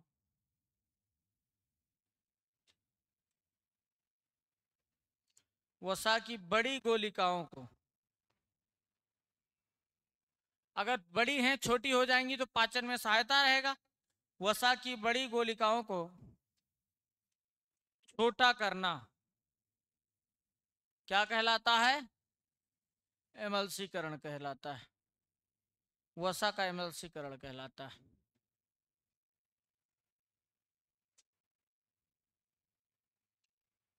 अच्छा, एक चीज और बता दे आपको, बड़े ध्यान से समझना। जो लार का पीएच मान होता है, किसका? लार का पीएच मान जो होता है लगभग 6.5 होता है। वैसे 6.4 से 6.8 तक होता है, लेकिन मैं डायरेक्टली बात कर देता हूँ, 6.5 होता है, 6.5 होता है। तो लार भी अम्लीय है। पेट यानी अमाशय में जो रस पाया जाता है वो भी अम्लीय है। लेकिन अमाशय से जैसे नीचे जाएंगे आंत में, तो आंत में कुछ रस स्रावित होता है जिसको हम लोग कहते हैं आंतरीय रस। क्या कहते हैं? आंतरीय रस कहते हैं। वो भी पाचन की क्रिया में सहायता करता है। और आंतरीय रस का पीएच मान होता है, कितना होता है? हाँ, लगभग 8 से 8.5 या 7.5 से 8.5 कुछ भी आ सकता है, ऐसा है ना? तो आप लोग क्या करना, इसको भूलना मत, याद रखना। पीएच मान अक्सर पूछ लिया जाता है। तो आंतरीय रस समझ गए क्या होता है? जो आंत में तरल पदार्थ स्रावित होता है उसको कहते हैं आंतरीय रस कहते हैं। समझे कि नहीं? समझ गए? ओके, तो लिखो आंत में, आंत में स्रावित होने वाले, स्रावित होने वाले आंतरीय रस को, आंतरीय रस को, अरे, आंत में स्रावित होने वाले आंतरीय रस का पीएच मान 7, रुक जाओ, यहां पे लिख लो 8.5। या 8 से 8.5 लिख लो, 8 से 8.5। भजन चल रहा है बाहर है। लाइव जब बच्चे जुड़े रहते हैं ना तो अच्छा लगता है थोड़ा। अब देखो कहीं ना कहीं अभी बहुत सारे बच्चे ये जो YouTube में अपलोड भी कर देंगे तो बच्चे नहीं देखेंगे, बहुत सारे नहीं देखेंगे। और आप लोग थोड़ा सा कह दीजिएगा सभी को कि वो जो भी जिसके पास रहता हो कि वो जब वीडियो अपलोड हो जाए तो आज आने के पहले वो नोट्स भी लेके आएंगे और कायदे से इसको अच्छे से देख लेंगे, पढ़ लेंगे। है? नोट्स लेके नहीं लिखना है ना, वीडियो देखना है, वही तो नहीं करना है। नोट्स लेके लिखने में वो मजा नहीं आएगा, नहीं तो फिर कोचिंग किस बात की, है ना। ऐसा नहीं करना है आप लोगों को, आपको पूरा प्रॉपर तरीके से वीडियो देखना है। एक एक बात पता नहीं कब कहाँ क्या बोली गई है, कौन सा क्वेश्चन आ जाए, हमें पता थोड़ी ना है कि कौन सा क्वेश्चन आएगा, है ना। हमें इतना पता कि ये क्वेश्चन पूछे जाते हैं, अब इनमें से कौन सा पूछा जा रहा है, कौन सा हमने लिखाया है, हो सकता है वो मुंह से बोल दिया हो ना लिखाया हो तब। तो चीजें जब आप लोग एक बार सुने रहेंगे 3 महीने के अंदर अंदर, तो ऐसा नहीं कि आप लोग थोड़ा बहुत दिमाग वहां नहीं दौड़ा पाएंगे। ऐसा लग रहा है आपको, बहुत सारे क्वेश्चन सुने सुनाए याद हो जाते हैं और सही भी हो जाते हैं। अब एक चीज और याद रखना, जो एक पेप्सिन लिखाया हूं ना, पेप्सिन, क्या लिखाया हूं आपको, पेप्सिन, ये कहां स्रावित होता है, अमाशय में, ये जठर रस, जठर में। लेकिन आंत में, कहां पे, आंत में एक स्रावित होता है ट्रिप्सिन। क्या स्रावित होता है, ट्रिप्सिन, ये भी एक एंजाइम है। ये ये भी प्रोटीन को तोड़ता है, ये भी प्रोटीन को तोड़ता है, समझे कि नहीं। लेकिन ये अम्लीय माध्यम में कार्य करता है और ये क्षारीय माध्यम में कार्य करता है। अगर आपसे पूछा जाए प्रोटीन को क्षारीय माध्यम में तोड़ने वाला एंजाइम है तो ट्रिप्सिन, प्रोटीन को अम्लीय माध्यम में तोड़ने वाला एंजाइम है तो पेप्सिन। ऐसे ऐसे क्वेश्चन भी आपसे पूछे जा सकते हैं। तो एक पॉइंट लिख लो, आंत में, आंत में ट्रिप्सिन नामक एंजाइम पाया जाता है, आंत में स्रावित होता है, आंत में, आंत में ट्रिप्सिन नामक एंजाइम पाया जाता है।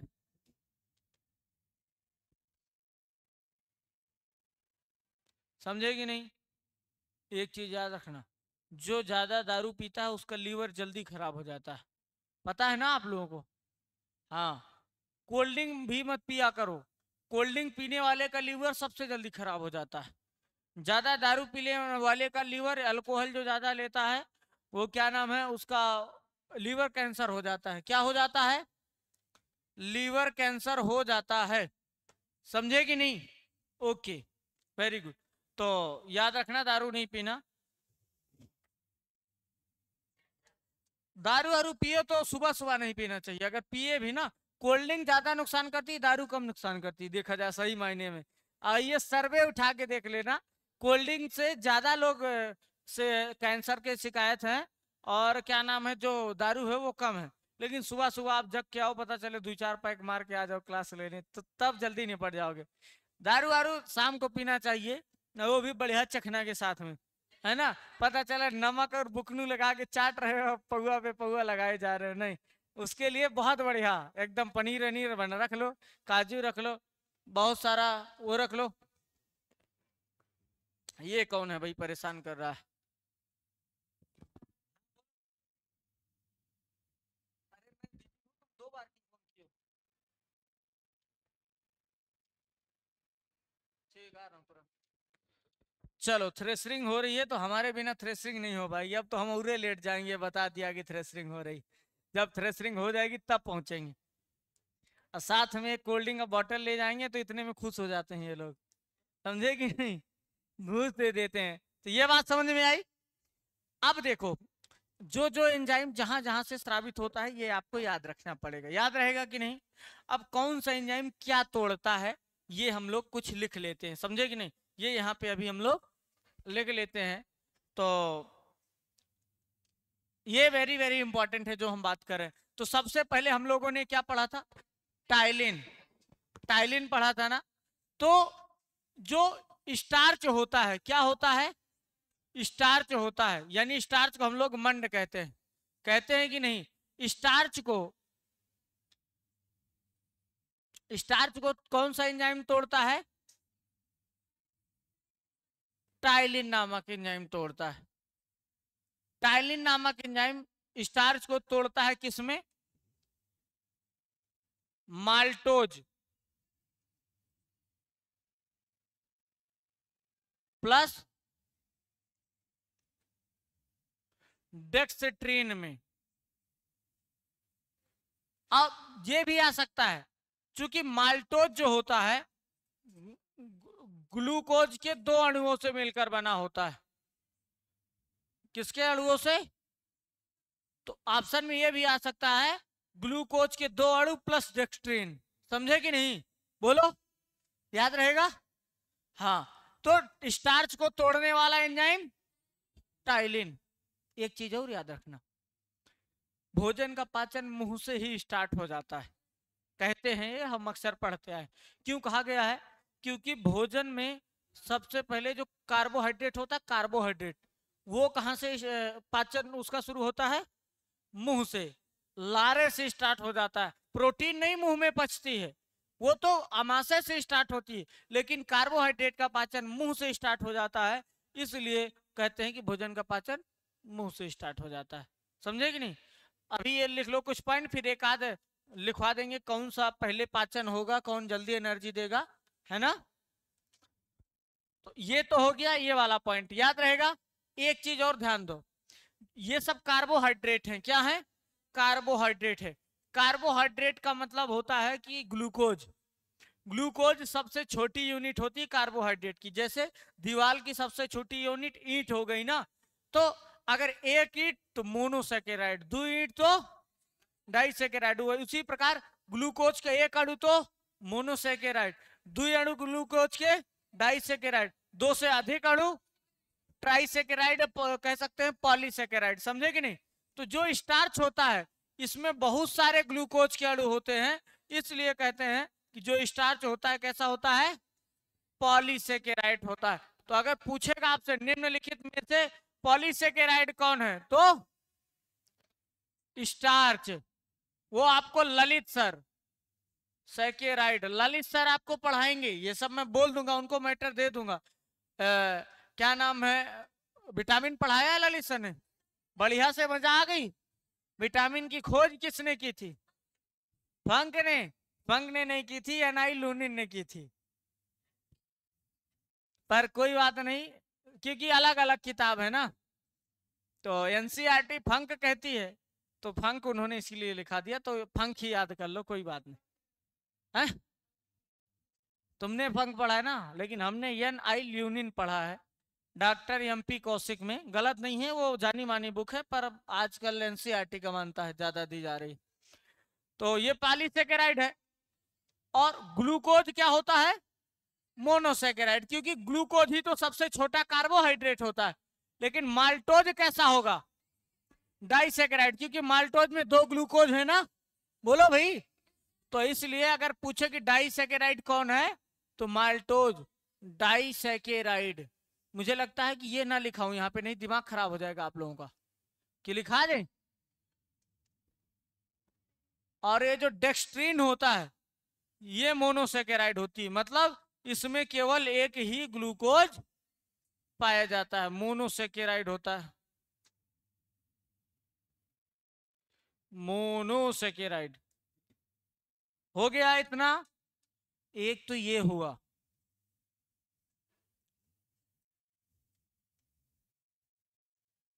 क्या हाल है? अगला लिखे। दूसरा आता है आपका वसा। वसा को कौन तोड़ता है? लाइपेज। कौन तोड़ता है? लाइपेज तोड़ता है। लाइपेज कहाँ पाया जाता है? अमाशय में। तो कौन से माध्यम में तोड़ेगा?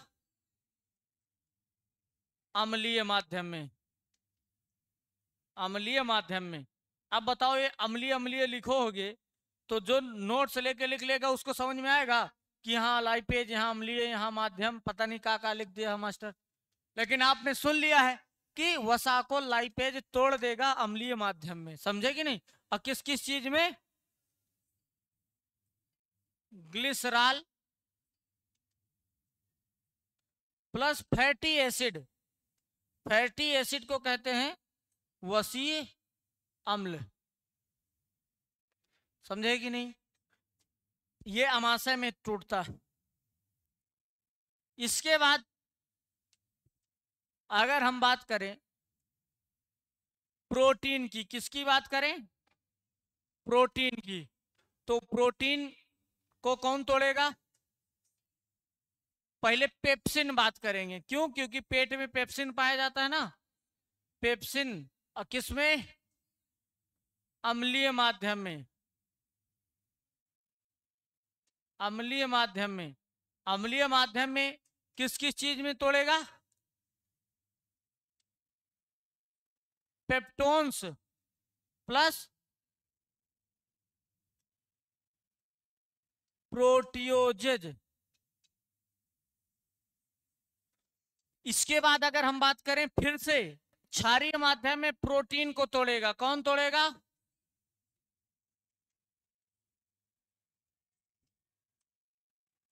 अगर हम बात करें कि क्षारीय माध्यम में प्रोटीन को कौन तोड़ेगा, तो ट्रिप्सिन एंजाइम, कौन सा, ये जो ऊपर मैं लिख रहा हूं अभी, ये ट्रिप्सिन एंजाइम तोड़ेगा, किसमें, क्षारीय माध्यम में। ये याद रखना, क्षारीय अम्लीय वाला,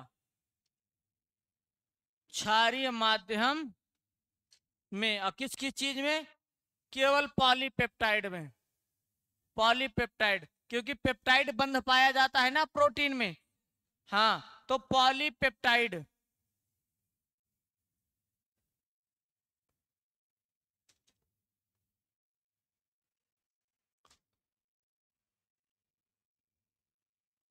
अगला है सुक्रोज। सुक्रोज कैसा है, डाइसेकेराइड। क्या है ये, डाइसेकेराइड। ये बाद में लिखा दिया जाएगा, ललित सर लिखा देंगे, मैं बोल दूंगा उनको। सुक्रोज को सुक्रेज नामक एंजाइम तोड़ता है, कौन सा, सुक्रेज नामक एंजाइम। लेकिन ये नहीं पूछा जाता, सुक्रेज का दूसरा नाम होता है इनवर्टेज। तो सुक्रोज को इनवर्टेज नामक एंजाइम तोड़ता है किस किस चीज में, glucose plus fructose, glucose plus fructose. Glucose भी मोनोसेकेराइड, फ्रक्टोज भी मोनोसेकेराइड। ग्लूकोज को ब्लड शुगर कहते हैं क्योंकि रक्त में पाई जाने वाली शर्करा ग्लूकोज है। फ्रक्टोज को फ्रूट शुगर यानी फल वाली शर्करा कहते हैं क्योंकि फलों में पाई जाने वाली शर्करा फ्रक्टोज है। ये आपको आपके राउले सर ने बताया होगा। लेकिन अंगूर में कौन सी शर्करा पाई जाती है, ग्लूकोज शर्करा पाई जाती है। ये अपवाद के रूप में लिखाया होगा, लिखाया था कि नहीं, वेरी गुड, याद है आपको। हम बता देते किस चैप्टर में आपको किस मास्टर ने क्या पढ़ाया होगा, समझे कि नहीं, क्योंकि हमें याद है कि हम जब पढ़ते थे तो किस मास्टर ने कहा क्या लिखाया, हमें पूरा सिलेबस याद रहता है, थोड़ा बहुत भूल जाता है। इसके बाद हो गया सुक्रोज। अब आप लोग लिखो लैक्टोज। क्या है, लैक्टोज को क्या कहते हैं, कौन सी शुगर कहते हैं, मिल्क शुगर कहते हैं। और मिल्क में पाई जाने वाली प्रोटीन केसीन प्रोटीन। और सफेद का दूध का सफेद रंग किसके कारण, केसीन के कारण। गाय के दूध का कैरोटीन के कारण, समझे कि नहीं। हाँ वही तो पूछे हैं। लैक्टोज को कौन सा एंजाइम तोड़ता है, ये बहुत आसान है। लैक्टोज को लैक्टेज नामक एंजाइम तोड़ता है। और लैक्टोज दो भागों में टूटता है, ये भी डाइसेकेराइड होता है, glucose plus galactose. Galactose Hindi में लिखो, गैलेक्टोज। ये दोनों कैसे हैं, मोनोसेकेराइड। याद रहेगा, पूछेगा लैक्टोज को लैक्टेज तोड़ता है किन दो भागों में, ग्लूकोज प्लस गैलेक्टोज में तोड़ता है। कैसे भी क्वेश्चन पूछा जा सकता है, आपको हर तरीके से तैयार रहना है। इसके बाद आता है माल्टोज, ये भी क्या है, डाइसैकेराइड है। माल्टोज को कौन सा एंजाइम तोड़ता है, माल्टेज। माल्टेज नामक एंजाइम तोड़ता है, किसमें तोड़ता है, ग्लूकोज प्लस ग्लूकोज, ग्लूकोज के 2 अणुओं में तोड़ता है। ये आपका यहाँ पे पाचन तंत्र खत्म होता है। अब पाचन तंत्र से मुझे नहीं लगता इससे हटके कोई क्वेश्चन पूछे है? क्या बताना है शुरू से, पूरा जितना पढ़ाएं ये वाला? अच्छा,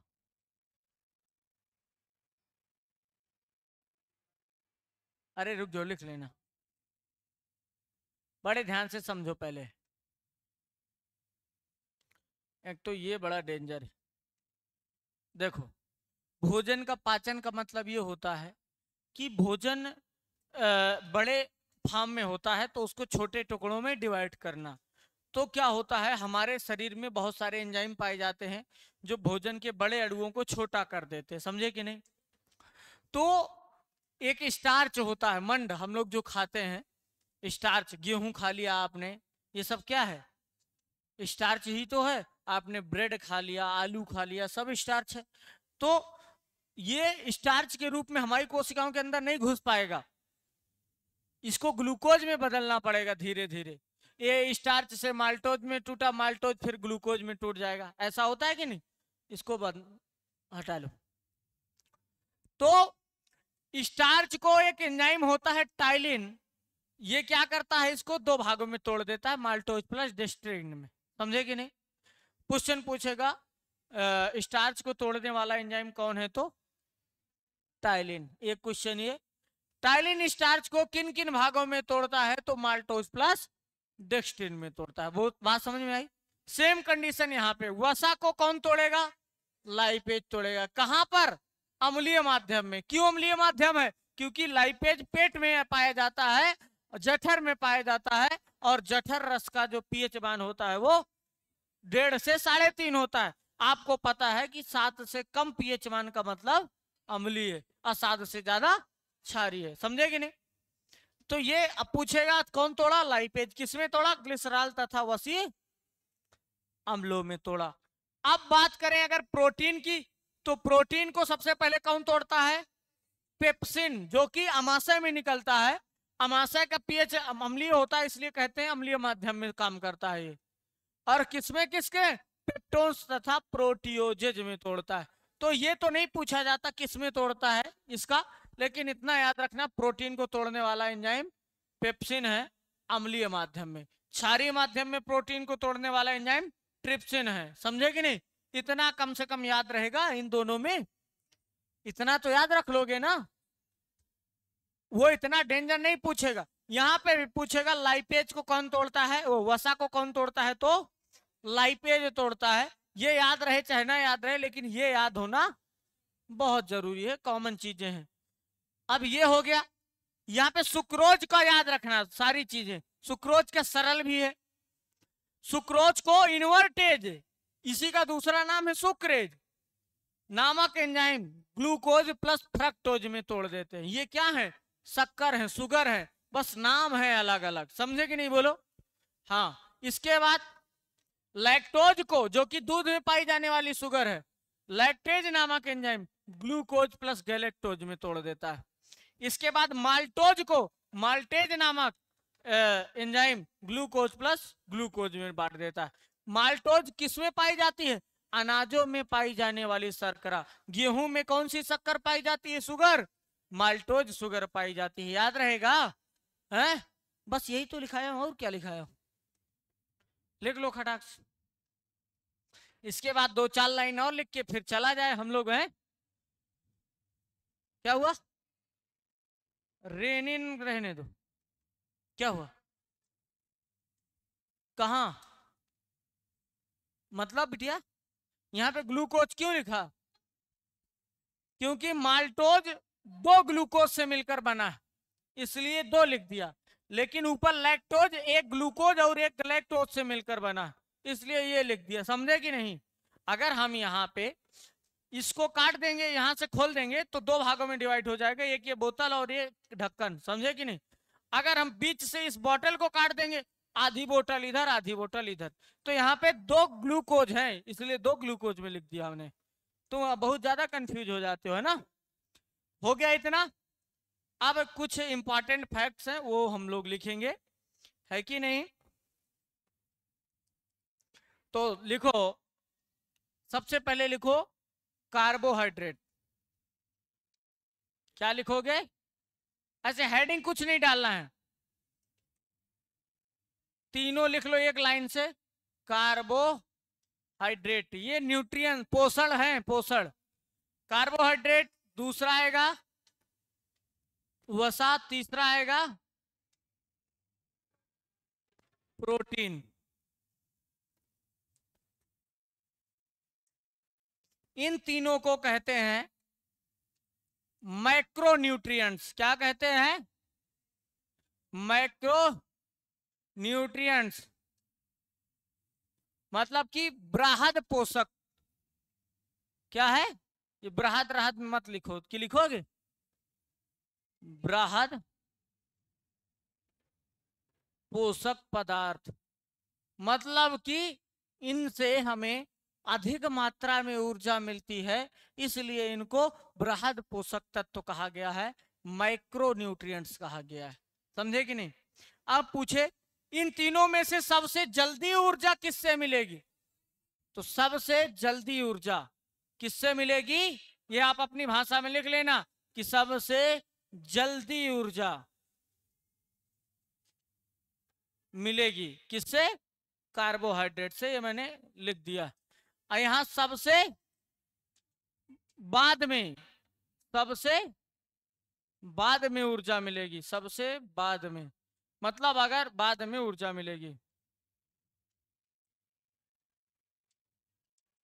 कहने का मतलब भोजन का पाचन सबसे पहले कार्बोहाइड्रेट का होता है, फिर वसा का होता है, बाद में प्रोटीन का। जिसका पाचन पहले होगा उससे ऊर्जा हमें जल्दी मिलेगी। बात समझ में आ रहा है कि नहीं आ रहा है, ओके। अब इस पॉइंट को पहले नोट कर लो अच्छे से, मैक्रोन्यूट्रिएंट्स, लेकिन मिनरल और विटामिन्स, इन दोनों से बहुत कम मात्रा में ऊर्जा मिलती है या तो मिलती ही नहीं है।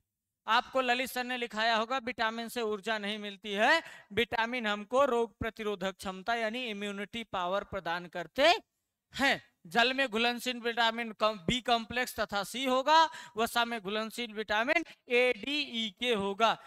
विटामिन ए की कमी से रेटिनाल होता है, रतौंधी रोग होता है, विटामिन डी की कमी से हमें रिकेट्स रोग हो जाता है, सूखा रोग। इसीलिए विटामिन डी को एंटी रिकेट्स कहते हैं, क्योंकि उससे सूखा रोग में को मारने की क्षमता होती है। विटामिन ई, विटामिन ई की कमी से कौन सा रोग होता है, बांझता रोग, है ना। स्त्रियों में स्त्रियां बांझ हो जाती हैं और नर नपुंसक यानी स्टेराइल हो जाते हैं, इसलिए इसको कौन से कहते हैं, एंटी स्टेराइल विटामिन के नाम से भी जाना जाता है। विटामिन के की कमी से रक्त का थक्का नहीं बनता है, विटामिन के क्या करता है, रक्त को थक्का बनाने में मदद करता है, समझे कि नहीं। हाँ, ये सारी चीजें पढ़ाया होगा सर ने आपको। आगे बढ़े अब, काहे हंस रहे हो दीपक भाई, अरे किसका, ललित सर का ना, बहुत मजे से पढ़ाते हैं वो, मस्त मौला आदमी है। अब मैं ललित सर की बात क्या बताऊं, अब कहना नहीं चाहिए, वो किसी के भी गाना गाते रहेंगे, नहा धो के आएंगे, किसी का कपड़ा पहन लेंगे, भूल जाते हैं हम किसका कपड़ा पहन लिए। ये बाहर टंगे रहते हैं गैलरी में कपड़े, तो नहा के आ रहे हैं, गाना गा रहे हैं, कपड़े पहन लिए हमारे भाई साहब, हम टेंशन में पड़े, ढूंढ रहे हैं कपड़े। फिर वो होता नहीं दोस्तों में आपस में जो भी आका माका कर दिए एक दूसरे का, तो हम ढूंढने बाद में पता चला ये पहना है। फिर कह रहे हैं अरे यार हम तो सोच रहे थे इतना ढीला क्यों आ रहा है हमें, अरे हम क्या दूसरे का कपड़ा पहन लिए हो यार। अब देखो ध्यान से, उसी के जस्ट नीचे लिख दो विटामिन्स। क्या है, विटामिन्स और मिनरल, मिनरल्स। इनको कहते हैं माइक्रो न्यूट्रिएंट्स। क्या कहते हैं? माइक्रो न्यूट्रिएंट्स, सूक्ष्म पोषक तत्व। सूक्ष्म पोषक तत्व ये पोषण का एक भाग था। बस इसमें, इससे क्या होता है, बहुत कम मात्रा में ऊर्जा मिलती है या तो ऊर्जा मिलती ही नहीं है, उन्हें कहते हैं सूक्ष्म पोषक तत्व। वैसे देखा जाए तो इसको मुझे हेडिंग करके लिखवाना चाहिए था, है ना, कि कौन से होते हैं मैक्रो न्यूट्रिएंट्स, कौन से होते हैं माइक्रो न्यूट्रिएंट्स। लेकिन ऐसे बता दिया, लिखा दिया तो जान जाओगे ना आप लोग, कर ले जाओगे ना, कोई दिक्कत तो नहीं होगी। चलो बहुत बढ़िया। तो आज के लिए बस इतना ही रहेगा। अगली क्लास में हम लोग पढ़ेंगे क्या, अगली क्लास में हम लोग खरगोश का ही पढ़ेंगे। या तो परिसंचरण तंत्र पढ़ लेंगे या तो पाचन वो उत्सर्जन तंत्र पढ़ लेंगे, कोई सा भी पढ़ लेंगे। मुझे लगता है खरगोश बहुत दिनों तक चलेगा, लेकिन अब मैं कोशिश करूंगा कि खरगोश को बहुत कम समय में निपटा दूं, है ना। तो जब लाइव क्लास होगी तो ज्यादा मजा आएगी। आज की क्लास अभी अपलोड तुम कर पाओगे? चलो कोई बात नहीं, चलिए भाई आज के लिए बहुत इतना ही। बहुत बहुत धन्यवाद आपका।